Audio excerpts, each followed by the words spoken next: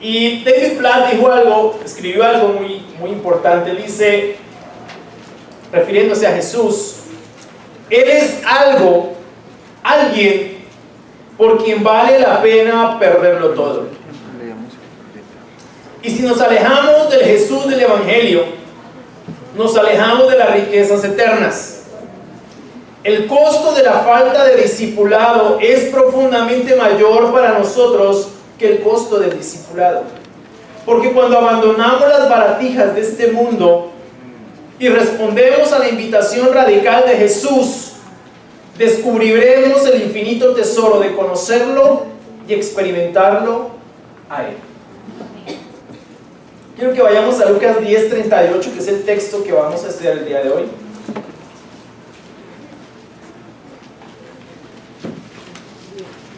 Espero que hayan tenido una gran semana. Algunos están enfermos, pero pues esperamos que se mejoren lo más rápido posible. Claro está que tampoco el clima ayuda mucho, ¿no? La contaminación también, estamos ahorita otra vez con el aire complejo, pero bueno. Vamos al versículo 38 y vamos a estudiar un texto muy corto pero muy profundo. Dice en el versículo 38: mientras iba de camino con sus discípulos, Jesús entró en una aldea y una mujer llamada Marta lo recibió en su casa. Tenía ella una hermana llamada María, que sentada a los pies del Señor escuchaba lo que Él decía. Versículo 40. Marta, por su parte, se sentía abrumada porque tenía mucho que hacer. Así que se acercó a Él, a Jesús, y le dijo: Señor, ¿no? Me imagino la mano en la cintura. Solamente un cuadro que yo veo muy a menudo acá. ¿No te importa que mi hermana me haya dejado sirviendo sola? Dile que me ayude. O sea, solucioname el problema. Versículo 41. Jesús con mucha tranquilidad le dice: Marta, Marta, le contestó Jesús, estás inquieta y preocupada por muchas cosas, pero solo una es necesaria. María ha escogido la mejor y nadie se la quitará. A los pies del Salvador. Jesús, en una situación bastante inusual, le enseña a Marta que solo hay una cosa importante, que solo hay una cosa que es prioritaria y necesaria, absolutamente necesaria: estar a los pies del Salvador. Esa es la enseñanza para esta mujer, pero también para nosotros. Ahora bien, ¿por qué Jesús enseña esto a Marta? ¿Qué estaba pasando? Creo que lo alcanzamos a entender, pero vamos a profundizar un poco. Porque fue una enseñanza que quedó no solamente para Marta, fue una enseñanza que quedó para todos nosotros. Entonces, lo primero que yo veo en el texto es, o el primer escenario es, la decisión que toma María y la preocupación de Marta. Jesús iba de camino a Jerusalén. Ese era el firme propósito que se había hecho. En Lucas 9:51 lo podemos observar. Estas dos mujeres, Marta y María, son las mismas mujeres de Juan 11. Es decir, son las hermanas de Lázaro. No sé si han leído la historia. La casa de ellas quedaba en un pueblo llamado Betania, que estaba como a 3 kilómetros de Jerusalén. Es ahí donde se desarrolla toda la situación que vamos a ver el día de hoy. Jesús llega con sus discípulos a la casa de Marta y María, y ellas lo reciben. Muy seguramente lo esperaban, y por el tono del pasaje ya había alguna relación muy cercana entre Jesús y ellas. Yo quiero hacer un paréntesis aquí, como contextualizar un poco, porque a veces podemos ver demasiado sencillo la situación que estaba ocurriendo aquí, o sencilla. Resulta que en la época de Jesús, no ahorita, ¿de acuerdo? Aunque ahorita hay mucho de eso también, pero en la época de Jesús, la mujer era tratada como un ciudadano de segunda clase. Es decir, la mujer tenía muy pocos privilegios, realmente casi ninguno en esa época. Por ejemplo, la mujer no podía acceder a la educación, no podía estudiar. Los rabinos, especialmente del judaísmo, había una discriminación muy fuerte en contra de la mujer. Por ejemplo, las mujeres, los rabinos decían que enseñarle la Torá, es decir, los 5 primeros libros de la Biblia, a una mujer era enseñarle impiedad. Eso decían los rabinos.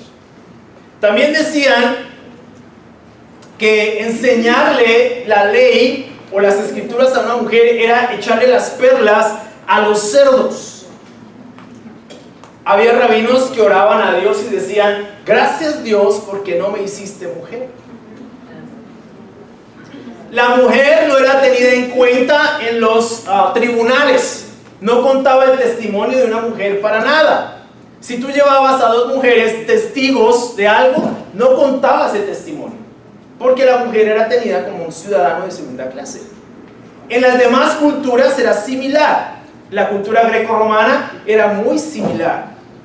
Ahora, ¿por qué es tan relevante esto acá?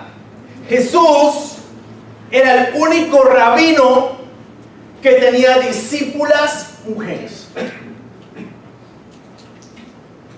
Y tenía una relación de este tipo con ellas. Por eso se murmuraba tanto en contra de él. Por eso sus discípulos quedaron sorprendidos en Juan 4 cuando lo vieron hablando con la samaritana. Porque además del hecho de que esta mujer, era samaritana. O sea, era un valor agregado a la situación. Era un agravante. Oye, pero estás hablando de amor y aparte de eso, samaritana. ¿Sabes en el problema en que te estás metiendo? Claro, porque para los judíos los samaritanos no eran bien vistos, y lo vimos la semana pasada. Entonces es muy relevante acá el hecho de que Jesús tenga una relación tan cercana con Marta y con María. De hecho, la primera mujer que vio a Jesús resucitado fue María Magdalena. Y es interesante porque cuando si hubiera querido escribir un evangelio del agrado de todos, un testimonio a favor de la resurrección, coherente con la cultura de esa época, ¿cierto? Lo último que hubiera hecho Jesús hubiera sido aparecérsele a una mujer, porque sabía que el testimonio de una mujer no contaba para nada. Pero se le apareció a una mujer. ¿Por qué? Evidentemente eso le da más validez a los evangelios. Es un argumento a favor de la veracidad de los evangelios. La mujer en el ministerio de Jesús tenía un papel muy importante, tenía un rol muy importante. No es cierto, como algunos dicen, que la Biblia es misógina, que el cristianismo desprecia a la mujer. No es cierto. De ningún modo. Jesús nunca despreció a la mujer. Jesús le dio un valor muy importante a la mujer en su ministerio. El hecho de que fuera el único rabino que tenía discípulas mujeres ya dice mucho. Es un buen precedente, sabiendo cómo se pensaba en el judaísmo de aquella época. La mujer no era tenida como una ciudadana de primera clase. La mujer no podía entrar a las sinagogas, la mujer no podía entrar al templo, había unos lugares especiales para ellas. La mujer no podía mostrar ninguna parte de su cuerpo, ni los pies, ni los brazos, única y exclusivamente los ojos. Cuando una mujer mostraba su codo, ella se le obligaba a sacar su brazo por una ventana y el jefe de la comunidad latigaba su brazo. Entonces, cuando vemos a Jesús y cómo Jesús se relaciona con la mujer, cómo el cristianismo se relaciona con la mujer, nos damos cuenta sencillamente que el cristianismo ha reivindicado el rol de la mujer en la sociedad y en la religión. Ahora, también es cierto que no podemos extrapolar eso. Hay unos roles que se deben respetar. El liderazgo le corresponde a los hombres. ¿De acuerdo? La Biblia en eso no tiene ningún problema. Pero eso no quiere decir que porque respetamos los roles estamos maltratando a la mujer de ningún modo. Jesús no nombró a mujeres apóstoles. Jesús nombró a hombres apóstoles. ¿Sí me explico? Pero no quiere decir que la estaba maltratando. No, le dio el rol que le correspondía como mujer. De hecho, Pedro dice que debemos tratar bien a las mujeres porque ya son más delicadas y merecen, al igual que nosotros, el grato don de la vida. Que les demos el honor que les corresponde. Entonces, solamente quería contextualizar eso porque a veces podemos pasar de largo en este pasaje y pensar que la mujer siempre fue así y que no hubo problemas. No, hubo problemas en esa época con respecto al rol que la mujer ocupaba en la sociedad. Pero es muy interesante y muy relevante que para Jesús la mujer fuera de tanto valor. Iba a comer a la casa de dos de sus amigas, las hermanas de uno de sus mejores amigos, un hermano, un amigo querido como era Lázaro. Y cuando llega a la casa, María toma una decisión muy especial: sentarse a sus pies a escucharlo. Me pareció muy interesante que Jesús se sentó a enseñar. Fue lo primero que llegó a hacer. Y María tenía mucho interés en escuchar lo que Jesús enseñaba. Marta, por su parte, toma una decisión diferente.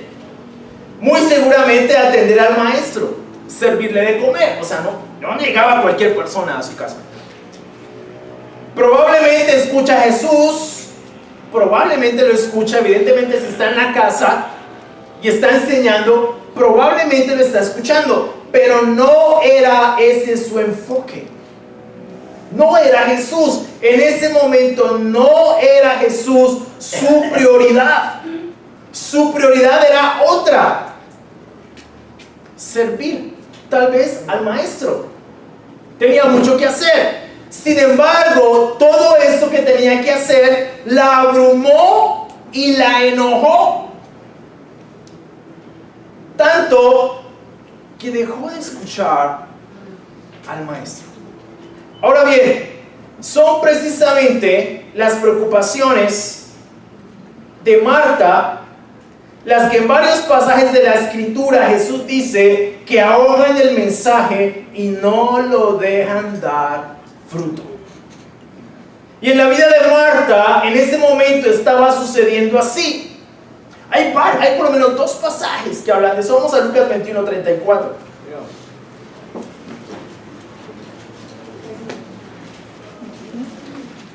Lucas 21.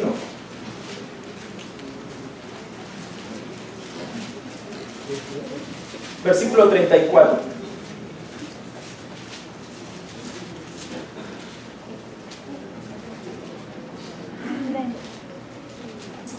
Dice: tengan cuidado. Jesús, ¿a quién le está hablando? A sus discípulos. No sea que se les endurezca el corazón por el vicio, la embriaguez y las preocupaciones de esta vida. De otra manera, aquel día caerá de improviso sobre ustedes. Las preocupaciones, el afán por las baratijas de esta vida, como dice David Platt, ahogan el mensaje, endurecen el corazón. Marcos 4, versículo 18.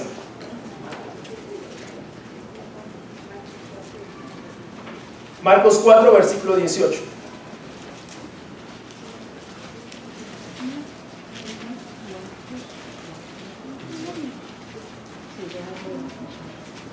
Dice, otros son como los sembrados entre espinos.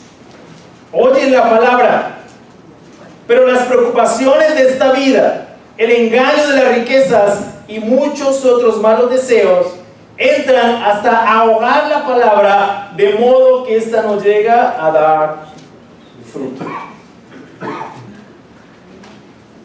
Eso sucede muy a menudo. Sucede muy a menudo. Las preocupaciones, el afán en esta vida por las cosas de este mundo, muchas veces, generalmente, ahogan el mensaje y no lo dejan dar fruto. Marta estaba preocupada por atender a Jesús, por hacer cosas para Jesús, pero su enfoque no era Jesús. De hecho, le reclama a Jesús en un tono bastante fuerte el hecho de que su hermana no le estuviese ayudando. Tenía a Jesús en su casa, pero no tenía tiempo para Jesús. ¿Te imaginas? Tenía al maestro en su casa, pero estaba más preocupado por ver cómo servía al maestro en lugar de sentarse a escucharlo. Y le enojó profundamente lo que María hizo, ¿no? María sí se sentó a escuchar a Jesús. María buscó, está el maestro acá, yo me siento y lo escucho. Marta no. Ahora bien, esta es la enfermedad de moda hoy: el estrés. La enfermedad de Marta. El lema de hoy: no tengo tiempo. No tengo tiempo de leer mi Biblia. No tengo tiempo para orar. No tengo tiempo para ir a reuniones. Hay otras ocupaciones y preocupaciones que abruman el corazón del ser humano, pero realmente no es Dios. No es Dios en la mayoría de los casos. Estamos demasiado preocupados y demasiado ocupados en nuestras preocupaciones como para darle el tiempo que realmente necesita Jesús en nuestras vidas. El mayor rival, lo dijo Oswald Chambers, de la verdadera devoción a Jesús es el servicio que realizamos para Él. Es más fácil servir que derramarle nuestras vidas completamente a Jesús. Y es interesante, el mayor rival para la verdadera devoción a Jesús es el servicio que realizamos para Él. Definitivamente. El activismo cristiano, el activismo organizacional del día de hoy, es lo que más saca a las personas de su relación con Dios. Como yo decía la semana pasada, el cristianismo de hoy en su mayoría está más enfocado en ver cómo luce que estar a los pies del Maestro, que estar a los pies del Salvador. Así es. ¿No te parece paradójico que Dios nos dé el tiempo y no tengamos tiempo para Él? Porque es Dios el que nos da el tiempo. Así es. O sea, no es un tiempo que nosotros compramos. No es un tiempo que compramos, no es un tiempo que nos fían. No nos vale de ninguna manera el tiempo que tenemos. El tiempo es un regalo que Dios nos da. Y les digo una cosa: desperdiciamos más fácil el tiempo de lo que desperdiciamos nuestro dinero. Y es más valioso el tiempo. ¿Sí o no? Yo ahorita decía, el tiempo lo llevan los santos. Más aún, ¿no es paradójico que Dios, el dueño del tiempo, supuestamente no nos dé el tiempo para buscarlo? Lo lógico en esto es pensar que si Dios es el dueño de nuestro tiempo, lo que realmente Dios quiere es que invirtamos nuestro tiempo en Él. Pero tú me dices, Orlando, tengo muchas cosas que hacer. Sí, pero hay unas prioridades. Hay unas prioridades. Hay unas cosas que son mucho más importantes que nuestras ocupaciones y nuestras preocupaciones. Pero Orlando, tengo que trabajar. Es cierto, tienes que trabajar. Es cierto, tienes que dedicarte a tu familia y a tus hijos. Pero si nosotros no le damos la importancia a lo que le debemos dar importancia, nunca vamos a saber cuáles son realmente nuestras prioridades.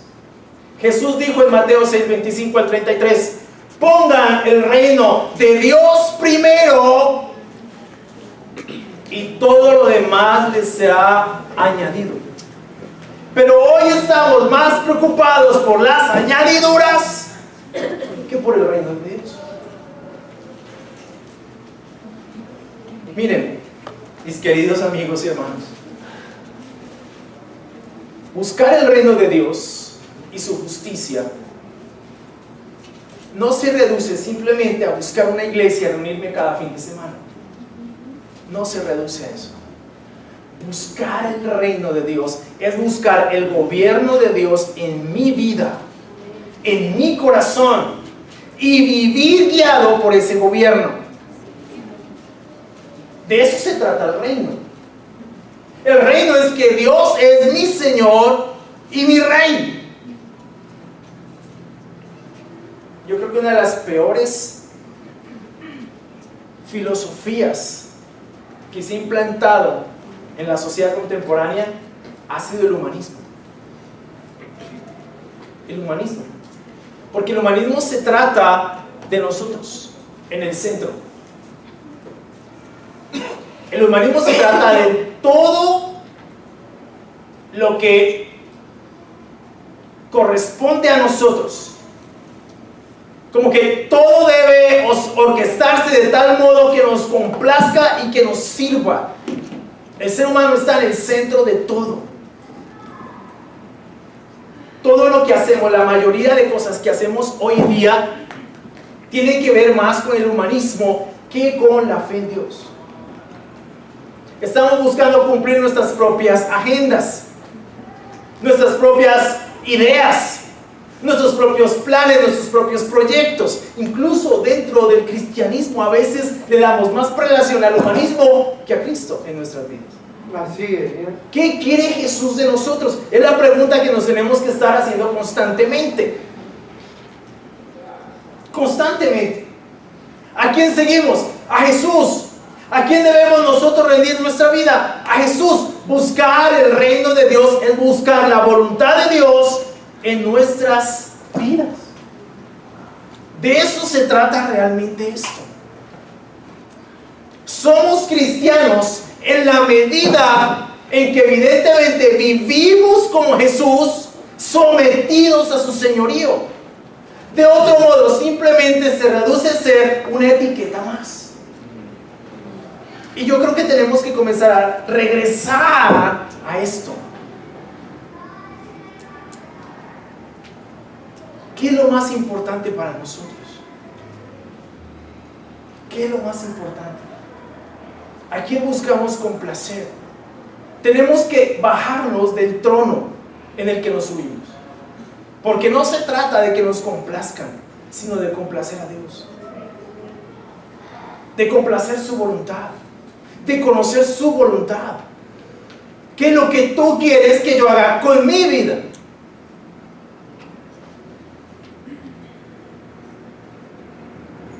El humanismo en el que vivimos no le ha dado respuestas a los problemas que tenemos como seres humanos. No sé si les ha sucedido, pero hay un vacío en nuestro corazón profundo. No sabemos qué es. Tenemos todo: salud, trabajo, dinero, comodidad, una buena familia, pero hay algo que hace falta. No sabemos qué es. y buscamos por un lado y buscamos por el otro. El humanismo dice, busca dentro de ti es la respuesta, está la respuesta, pero dentro de mí hay un vacío inmenso, hay un eco, no hay ninguna respuesta. Así es. Y hay un montón de filosofías que acuden simplemente a que yo busque dentro de mí, pero dentro de mí no hay nada, hay un vacío. Yo me sentía así antes de ser cristiano, antes de conocer de Jesús verdaderamente y objetivamente. Era muy religioso, sí, claro, yo iba a la iglesia cada semana, rezaba todos los días lo hacía sagrado, pero había un vacío inmenso dentro de mí. Yo no sabía qué era. Pensé en el suicidio, lo intenté un par de veces, gracias a Dios no funcionó. La última vez le dije a Dios, mira, ¿qué es lo que tengo que hacer?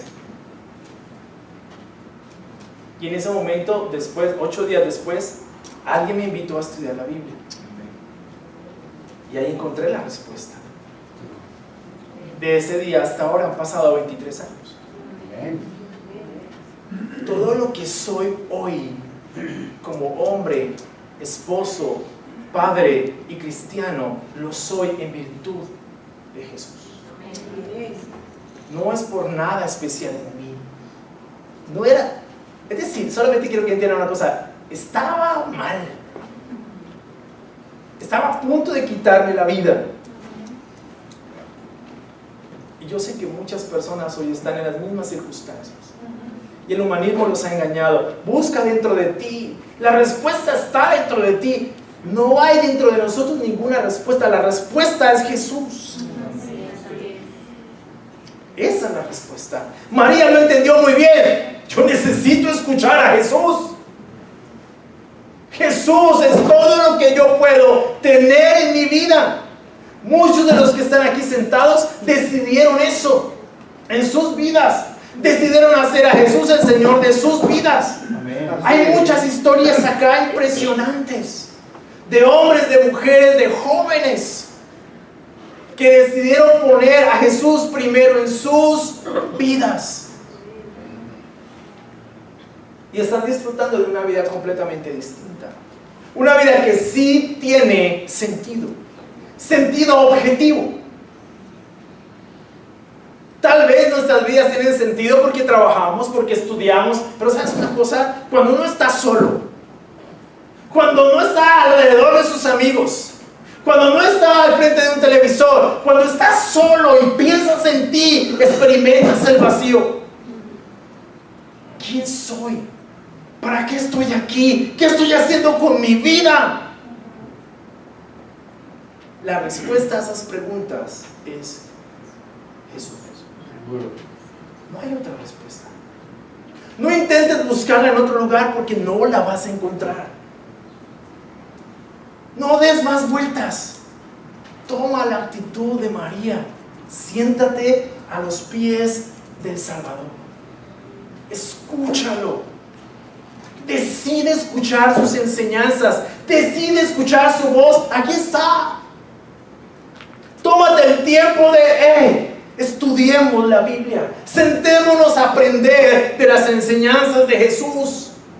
¿Qué es lo que Él quiere para mi vida? Para tu vida. Eso es lo que va a transformar tu vida, tu corazón, lo que vives hasta el momento. Así. O también puedes tomar la decisión de Marta.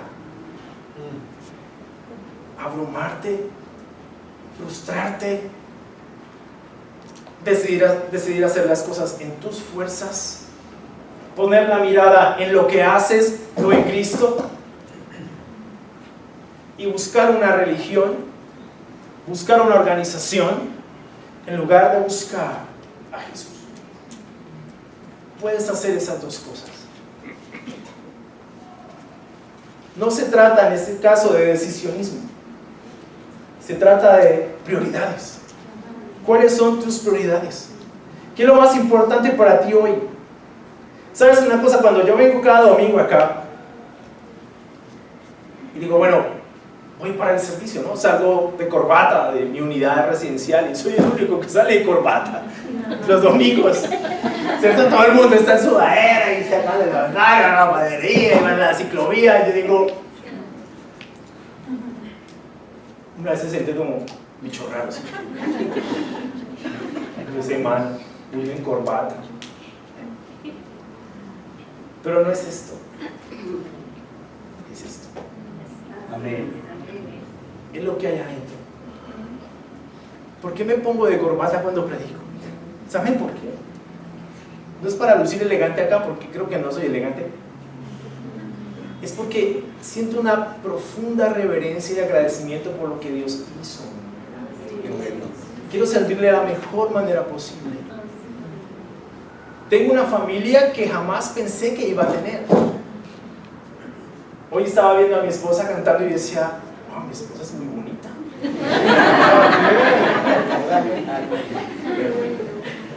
Yo, wow.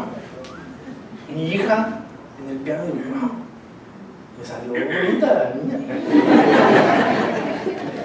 Veo a mi hijo, veo lo que Dios me ha dado y yo digo, eso nunca lo hubiera podido tener yo por mí mismo. Lo más seguro. Él me conoce, él sabe por qué lo dice. La única razón por la que soy lo que soy hoy es porque Jesús tuvo tanta compasión conmigo. Me permitió conocerlo. Me permitió estudiar las Escrituras, conocerlo profundamente. Sí, yo era religioso y yo decía, no, a mí nadie me cambia de religión. El problema es que estaba mal. El problema es que eso no me estaba llevando a ninguna parte. El problema es que no estaba ocurriendo nada en mi vida, aparte de frustración, enojo, preocupación y ansiedad. Y la gente se daba cuenta. Yo me fumaba un paquete de cigarrillos diario. Y me la pasaba en una tiendita de la cuadra tomando Coca-Cola y fumando cigarrillo. Y con una tristeza. Y con un desaliento. Y con una frustración y una mala cara y un enojo tan fuerte que era evidente. La suegra de mi hermano una vez me vio así y me dijo, Orlando, yo lo veo tan mal, acompáñeme a la iglesia. Y lo acompañé. Pensé que iba a encontrar allí la respuesta, pero no la encontré. Porque no me hablaron de Jesús, me hablaron de religión. Usted lo que tiene es que venir a la Eucaristía cada domingo. Eso hago cada domingo.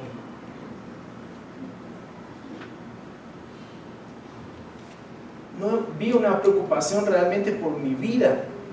Me sentí tan mal. Yo dije, ¿qué estoy haciendo? Me devolví a mi casa. Dije, no, aquí no está. ¿Dónde está? Siempre traté de buscar a Dios de la mejor forma posible. Pero no encontraba realmente eso en ningún lado. Cuando comencé a estudiar las Escrituras, cuando me comenzaron a mostrar el Jesús de la Biblia, ese Jesús que jamás conocí antes, entendí que la respuesta era Él. Date la oportunidad de conocer realmente a Jesús. Siéntate a estudiar las Escrituras, no para que te vuelvas un teólogo,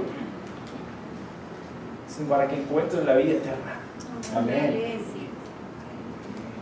Jesús dijo en Juan 6:27 a las personas preocupadas por la comida, les dijo, trabajen por las cosas que realmente valen la pena, por las cosas espirituales.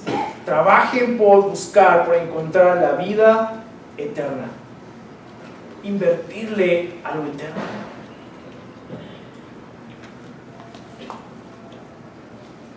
Ahora, ¿qué le responde Jesús a Marta? En el versículo 41. Marta, Marta, y tal vez se lo dijo con tanto cariño, no la regañó, se lo dijo con tanto cariño, Marta, Marta, mira, estás inquieta y preocupada por muchas cosas, pero solo una es necesaria. María ha escogido la mejor y nadie se la quitará. ¿Qué escogió María? María escogió una relación con Jesús y con sus enseñanzas. Esta fue la mejor parte, lo que ella realmente escogió como lo mejor. Escogió una relación con Jesús y una relación con sus enseñanzas. El enfoque de María era su Salvador. De hecho, Jesús enseñó que la vida eterna consiste precisamente en conocer a Dios y en conocerlo a Él en Juan 17:3. Para Jesús lo más importante es nuestra relación con Él. En realidad lo más importante es Él. En Lucas 14:25, mira lo que dice en Lucas 14.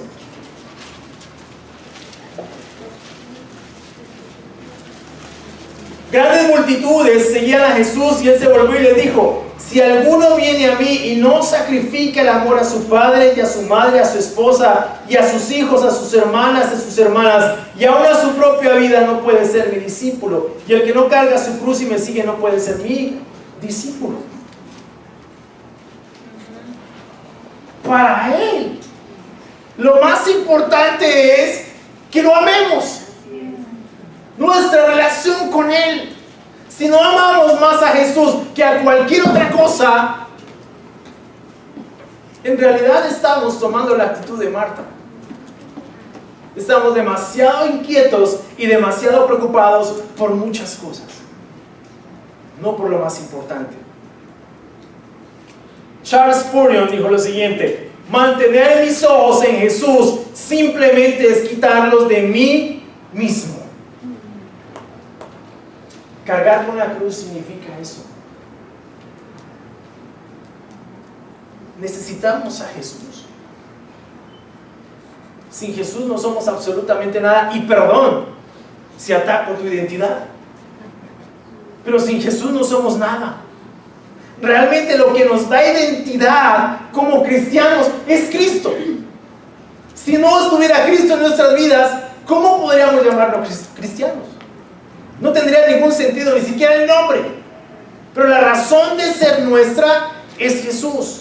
Para nosotros lo más importante es nuestra relación con Él. Cristianismo es eso, amarlo a Él. Mira lo que dice en Filipenses 3. Creo que es importante tener el corazón de estos primeros hombres en la Biblia. Filipenses 3:7 dice: sin embargo, todo aquello que para mí era ganancia, ahora lo considero pérdida por causa de Cristo.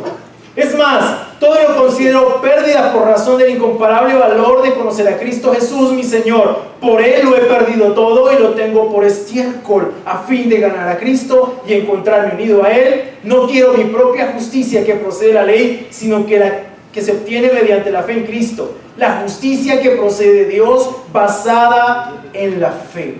Lo he perdido todo a fin de conocer a Cristo, experimentar el poder que se manifestó en su resurrección, participar en sus sufrimientos y llegar a ser semejante a Él en su muerte. Eso pensaba un hombre como Pablo. El cristianismo no se trata de lo que hacemos, aunque es importante lo que hacemos. Quiero que me comprendan eso. El cristianismo se trata de cuánto amamos a Jesús, de cuánto Jesús está en el centro de nuestras vidas, de cuánto Jesús redunda en nosotros, de cuán permeados estamos de Él y de sus enseñanzas. ¿Sabes? En Hechos 11:25, cuando vieron a los discípulos, para la gente fue evidente que eran cristianos y les pusieron ese apodo. ¿Sí sabían que cristiano es un apodo? No es un nombre organizacional, es un apodo. Ahí vienen los cristianos esos. Era un apodo despectivo por demás. Fue evidente, esta gente sigue a Jesús. Porque Jesús brotaba de ellos. Estaban supremamente contagiados de Jesús. Su fanatismo no tenía nada que ver con lo que hacían, tenía todo que ver con lo que eran. Eso era lo que gobernaba sus vidas. Pero no solamente María estaba enfocada en Jesús, aunque para ella era lo más importante él. Su vida giraba en torno a Jesús, pero también en las enseñanzas de Jesús. María se sentó a escuchar a Jesús. ¿Sabes? Yo me imagino la cara de esta mujer sentada, deleitándose en escuchar a Jesús, deleitándose en sus enseñanzas, escuchándolo. ¿Te imaginas el privilegio de escuchar un sermón de Jesús? De escuchar una enseñanza suya. Es algo que no tiene eco, no tiene punto de comparación en la historia de la humanidad. Hay personas que dicen que Jesús fue inventado por la iglesia. No saben lo que dicen. Pero si Jesús fue un invento de la iglesia, ¿qué invento? Claro. Imagínate lograr que un invento parta la historia de la humanidad en dos. No sé quién ha logrado algo así. Pero inventar una persona que haya trascendido tanto en la historia de la humanidad es impresionante. No creo, obviamente, que haya sido un invento. Jesús fue real, existió. Así es. Ver cómo sus discípulos, después de que Él resucitó, fueron capaces de dar la vida por Él. Y todavía hay cristianos en otras partes del mundo que sufren persecución y entregan su vida por causa de Jesús. Porque para ellos es lo más importante. Para ellos es todo. Jesús es todo. Como Pablo decía, todo lo considero estiércol. ¿Te imaginas? ¿Sabes qué es el estiércol? Supongo que sí. Considerar todo estiércol. No sé si hemos llegado a ese nivel, no creo. Pero Pablo, todo lo considero estiércol. Todo lo he perdido por causa de Cristo, de mi Señor. Para ellos, Jesús era lo más importante. Para María, Jesús era lo más importante. Y realmente para nosotros sus enseñanzas deben ser lo más importante. En Juan 8:31, vamos a ver. Juan 8:31. Jesús se dirigió entonces a los judíos que habían creído en Él y les dijo: si se mantienen fieles a mis enseñanzas, serán realmente mis discípulos y conocerán la verdad, y la verdad los hará libres. Así que ya habían aquí unos judíos que habían creído en Él, que ya era muy difícil creer en Jesús en esa época. Pero estos hombres habían creído en Jesús. Jesús les dice: ok, no es suficiente con eso. No es suficiente con que crean en mí de manera intelectual. Si se mantienen fieles a mis enseñanzas, serán realmente mis discípulos. Ok. ¿Qué pide Jesús de nosotros? Fidelidad. Fidelidad a Él y fidelidad a sus palabras. Tenemos que vivir coherentemente con lo que Él enseñó. Por eso tenemos que acudir a sus palabras y vivirlas. Tenemos que vivir lo que creemos, o si no, no nos sirve de nada lo que creemos.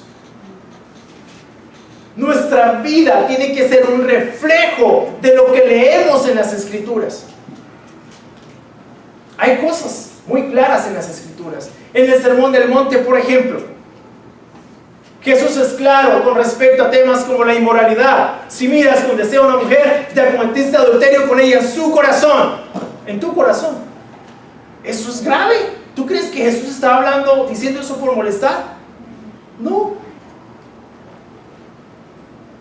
El adulterio es un pecado grave delante de Dios. Jesús lo condenó gravemente. También el Sermón del Monte dice, si te enojas con tu hermano, eres merecedor del fuego del infierno. ¡Ah! ¿No me creen? Vamos allá. Solo por las moscas. Mateo 5.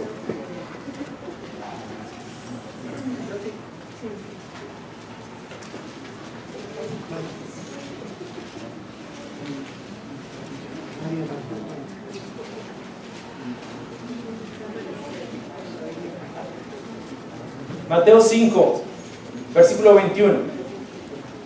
Ustedes han oído que se dijo a sus antepasados, no mates, y todo el que mate quedará sujeto al juicio del tribunal. Pero yo les digo que todo el que se enoje con su hermano quedará sujeto al juicio del tribunal. Es más, cualquiera que insulte a su hermano quedará sujeto al juicio del consejo. Pero cualquiera que lo maldiga quedará sujeto al juicio del infierno. Y del enojo allá no hay mucho trecho.